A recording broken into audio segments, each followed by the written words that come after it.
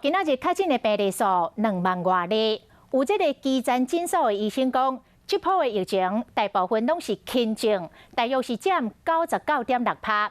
这个轻症加上即摆快筛剂欠货，所以因未来替有症状的患者来做快筛。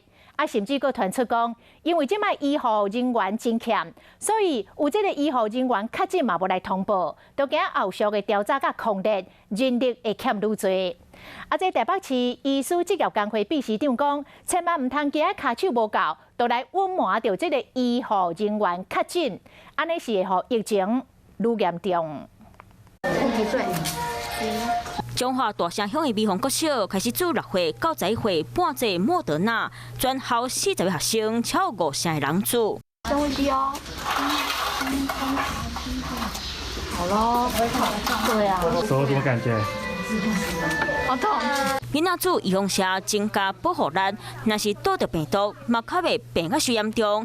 CDC 公布数据，得到 Omicron 有99.6%是轻症，或者是无症头。大内中医师工会理事长魏东尧就认为，疫情到流感化，佫有真侪诊所拄到病人有症头，袂该做快筛。这个已经其实进入流感化，因为快筛试剂不够嘛，好，除了只有少数一些通报的特定的通报的单位，好，这个除了是这个，当然之前有些去年的疫情比较厉害的时候，也很怕被标签化，很多机构单位或是营业单位都怕被标签化。魏东尧讲，虽然做预防社的人多，得到病毒大部分亲像感冒，不过诊所接触社区，所以嘛是会照规定定期替诊所人员快筛。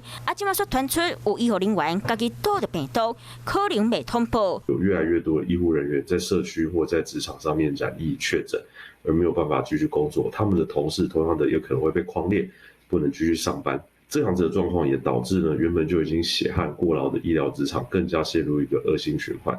这些原因都不应该是员工隐瞒自己病情或者是可能染疫的状况，而去避免去接受裁剪的一个理由。